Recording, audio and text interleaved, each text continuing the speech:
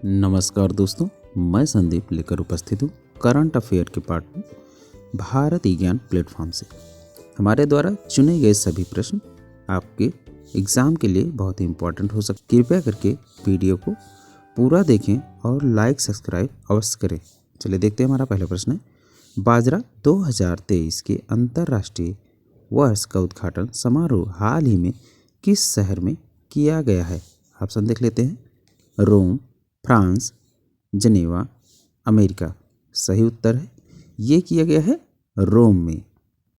कौन सी संस्था है जो इसको मनाती है? वो है FAO, food and agriculture organisation. ये देखते हैं 2023 का वर्ष जो है इसको उद्घाटन समारोह के रूप में मना रहा है। उद्घाटन समारोह में कृषि और किसान कल्याण राज्य मंत्री सुश्री शोभा करंदले के नेतृत्व में एक भारतीय प्रतिनिधिमंडल उपस्थित थे वहाँ पर, और जिसको ये नेतृत्व किए हुए हैं। चलिए देखते हैं, हमारा अगला प्रश्न है, एंटी माइक्रोबियल प्रतिरोध पर 3rd वैश्विक उच्च स्तरीय सम्मेलन कहाँ आयोजित किया गया है? ऑप्शन देखते हैं, कतर, सऊदी अरब और ओमान, इंडोनेशिया। सही उत्तर है, ये ओमान में किया गया। इस सम्मेलन का उद्देश्य 2030 तक सतत विकास लक्ष्यों को प्राप्त करने के लिए रोगाणु प्रतिरोध एक स्वास्थ्य कार्यवाही में तेजी लाना। इस वर्ष के लिए सम्मेलन का जो विषय रहा है, the arm from policy to one health action है। चलिए देखते हैं, अगला प्रश्न है, ऑस्ट्रेलिया में भारतीय मूल के किस विज्ञान एक टीचर हैं जिसको प्रधानमंत्री पुरस्कार से सम्मानित किया गया है? देखिए, ऑप्शन देखते हैं, शिक्षिका बीना नायर, दूसरा ऑप्शन है सिरसा बांदला, तीसरा ऑप्शन है लेखिका गीतांजलि और चौथा है स्नेहा जावाले। सही उत्तर है, ये है बीना नायर को ये पुरस्कार दिया गया है प्रधानमंत्री के द्वारा। और सिरसा बांदे कौन है? ये भी स्पेस में गई हुई थी पिछले साल। लेखिका जो है ये बुकर अवार्ड से इनको नवाजा गया था, और स्नेहा जावले जो है एक सामाजिक कार्यकर्ता। इन तीनों का नाम जो है BCC के लिस्ट में हेड महिला के रूप में भी चुना गया था। विशिष्ट महिला के रूप में भारतीय महिलाएं हैं। ऑस्ट्रेलिया के मेलबर्न में स्थित बीना नायर जो है एक व्यू बैंक कॉलेज की प्रौद्योगिकी प्रमुख और स्ट्रीम प्रोजेक्ट की लीडर हैं। उन्होंने अभी शिक्षण कैरियर की शुरुआत जो है अपनी यहाँ मुंबई में किया हुआ था। चलिए देखते हैं, हमारा अगला प्रश्न है, 9वीं विश्व आयुर्वेद कांग्रेस और आरोग्य एक्सपो 2022 का हाल ही में किस राज्य में उद्घाटन किया गया है? ऑप्शन देखते हैं, गोवा, गुजरात, मध्य प्रदेश, कर्नाटक। सही उत्तर है, ये हुआ है गोवा में। गुजरात में अभी गुजरात राज्य सरकार ने वहाँ पर जितने भी डिस्ट्रिक्ट हैं सभी जगहों पर 5G लॉन्च किया है। चलिए देखते हैं इसको विस्तार से। इसका मुख्य उद्देश्य जो है आयुर्वेदिक क्षेत्र को मजबूत बनाना और इसके भविष्य की कल्पना करने और आयुर्वेद वाणिज्य को बढ़ावा देने के लिए पेशेवर और उपभोक्ताओं के बीच बातचीत की सुविधा के लिए एक वैश्विक मंच प्रदान करने की कोशिश की गई है।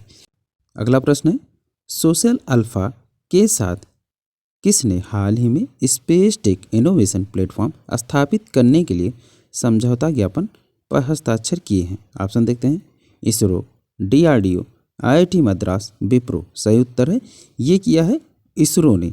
हमारी यहाँ भारत की जो है भारतीय स्पेस रिसर्च ऑर्गेनाइजेशन है। और DRDO क्या है? ये हमारे लिए वैसे जितने भी मिसाइल वगैरह होते हैं, हथियार संबंधित जो भी चीज़ें होती हैं वो निर्माण करते हैं DRDO।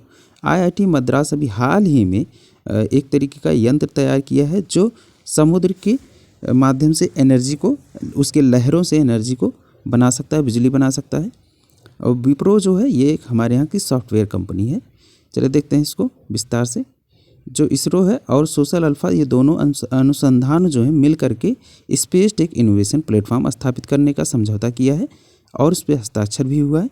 यह अंतरिक्ष उद्योग में स्टार्टअप और SME के लिए अपनी तरह का एक सार्वजनिक निजी सहयोग है। मतलब प्राइवेट और सरकारी व्यवस्थाएं जो होंगी और प्राइवेट संस्थाएं जो होंगी, ये मिल करके काम आसानी से कर पाएंगी स्पेस से संबंधित जो भी ऑर्गेनाइजेशन है उसमें।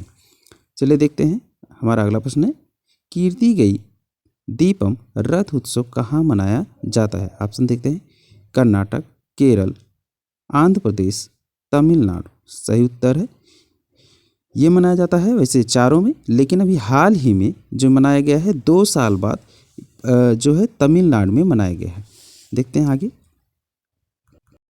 अगला प्रश्न है, ये जो उत्सव है कीर्ति गई दीपम रथ उत्सव किस साहित्य से मिलता है? वेद से, तमिल संगम से और अहना नुरु से, रामचरितमानस से। सही उत्तर है अहना नुरु से ये मिलता है और ये कविताओं का एक संग्रह है। 2 साल देखिए तमिलनाडु के मदुरई में इसको मनाया गया है।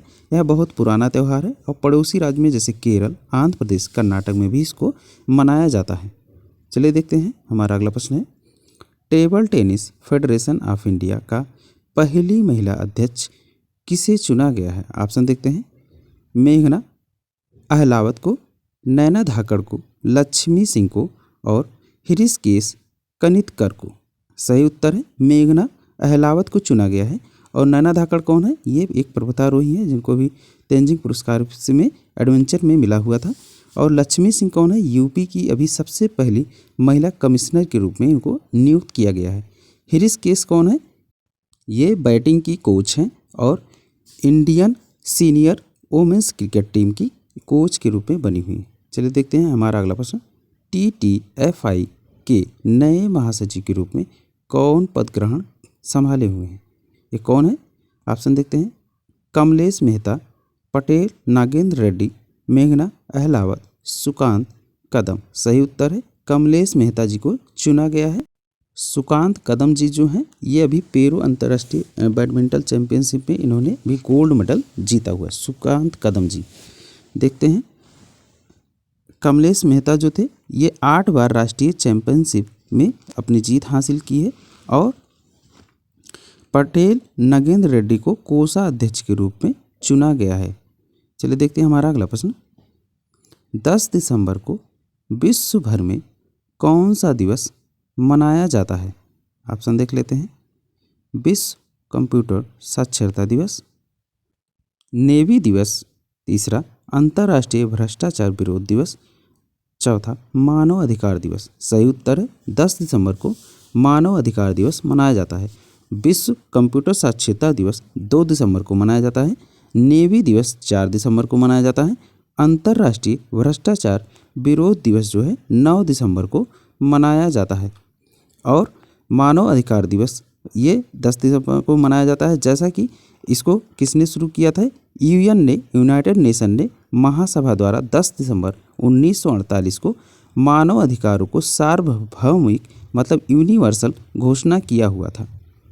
चलिए देखते हैं अब हमारे द्वारा जो भी प्रश्न आपको दिखाए जा रहे हैं इसमें स्टैटिक जीके के साथ आपको मिलेगा। चलिए देखते हैं, नाबार्ड राष्ट्रीय कृषि ग्रामीण विकास बैंक का अध्यक्ष किसे चुना गया है? ऑप्शन देख लेते हैं, कौन है?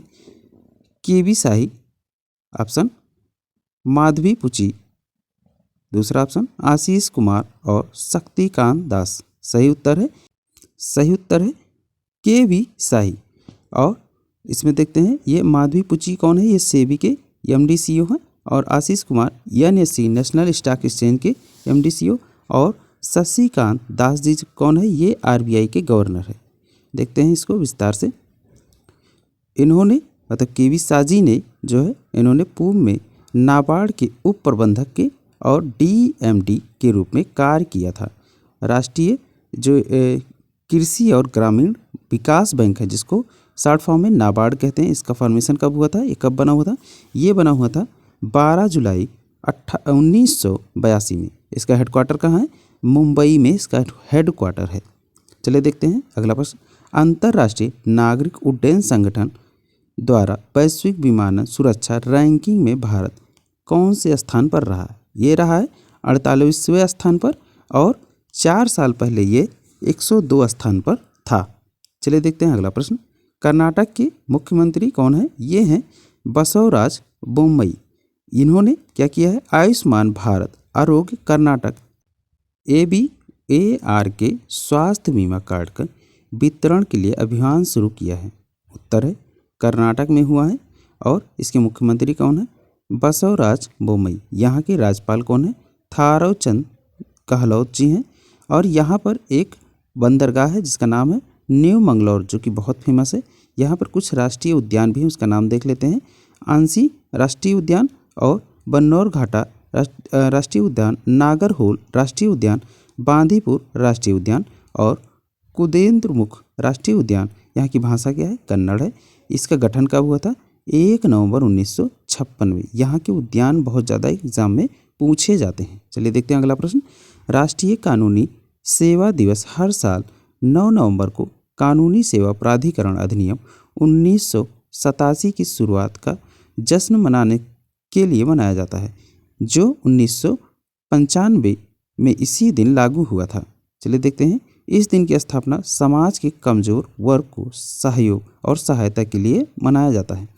चलिए देखते हैं अगला प्रश्न है। प्रधानमंत्री नरेंद्र मोदी जी के द्वारा भारत की G20 अध्यक्षता की थीम और वेबसाइट का अनावरण किया है। इसमें क्या दिखने वाला है? इसमें जो लोगो है, एक कमल और वसुधैव कुटुंबकम और एक पृथ्वी और एक परिवार एक भविष्य का संदेश मिलता है। और भारत दूसरे नंबर पर देखते हैं। भारत 1 दिसंबर को वर्तमान अध्यक्ष इंडोनेशिया से जो है G20 का अध्यक्षता ग्रहण करेगा। चलिए अगला प्रश्न देखते हैं। भारतीय विशिष्ट पहचान प्राधिकरण ने बेहतर निवासी अनुभव के लिए नया AIML आधारित चैट बॉक्स आधारित मित्र लॉन्च किया है। ये कौन किया है? ये जो आधार बनाते हैं, जो साइट है वहाँ से लॉन्च किया गया है, जिसको भारतीय विशिष्ट पहचान प्राधिकरण के नाम से जानते हैं। ये कब बना हुआ था? ये बना हुआ था 28 जनवरी 2009 को। इसका हेडक्वार्टर कहाँ है? नई दिल्ली। किस मिनिस्ट्री के अंतर्गत आता है? ये आता है ministry of electronic and information technology. चलिए देखते हैं हमारा अगला प्रश्न। भारत के रक्षा अनुसंधान और विकास संगठन, जिसको DRDO कहते हैं, ने भारतीय नौसेना के सोनार सिस्टम के लिए एक नई परीक्षण मूल्यांकन सुविधा शुरू की है। इस नई लॉन्च की गई सुविधा को ध्वनिक विशेषता और मूल्यांकन स्पेस के लिए सबमर्सिबल प्लेटफॉर्म पर के हल मॉड्यूल के रूप में नामित किया गया है। जो DRDO है, इसका फाउंडेशन कब हुआ था? ये हुआ था 1958 में। इसका हेडक्वार्टर कहाँ है? नई दिल्ली में है। इसके चेयरमैन कौन है? इसके चेयरमैन हैं डॉक्टर समीर B कामत। हमारा अगला प्रश्न देखते हैं। सुप्रीम कोर्ट के जज DY चंद्रचूड़ ने भारत के 50वें मुख्य न्यायाधीश के रूप में शपथ लिया है। कौन शपथ लिया है? देखते हैं। द्रौपदी मुर्मू ने इनको शपथ दिलाया हुआ है। तो ऑप्शन में बहुत ज़्यादा एग्जाम में पूछा जाता है कि हमारे मुख्य न्यायाधीश को शपथ कौन दिलाता है? तो भारत के राष्ट्रपति जो होते हैं वो दिलाते हैं। और इनका कार्य कब तक निर्धारित किया गया है? किसका कार्यकाल की बात हो रही? ये बात हो रही चंद्रचूड़ जी की। इनका हुआ है 10 नवंबर 2024 तक जो कार्यकाल निर्धारित हुआ है, और 65 वर्ष की आयु तक ये सेवानिवृत्त होते हैं। चलिए देखते हैं हमारा अगला प्रश्न। ग्रीन एनर्जी लिमिटेड ने राजस्थान के जैसलमेर में 600 मेगावाट क्षमता वाला दुनिया का सबसे बड़ा पावर सौर हाइब्रिड पावर प्लांट चालू किया है। ये कहाँ किया गया है? ये किया गया है राजस्थान में। राजस्थान के मुख्यमंत्री कौन है? गहलोत जी, अशोक गहलोत जी। और यहाँ के राज्यपाल कौन है? कलराज मिश्र जी। सिटी पैलेस यहाँ का सबसे फेमस स्थान है, या एक स्मारक है। केवला घाना राष्ट्रीय उद्यान बहुत ज़्यादा फेमस है। सर्स का राष्ट्रीय उद्यान भी बहुत ज़्यादा फेमस है। Thank you.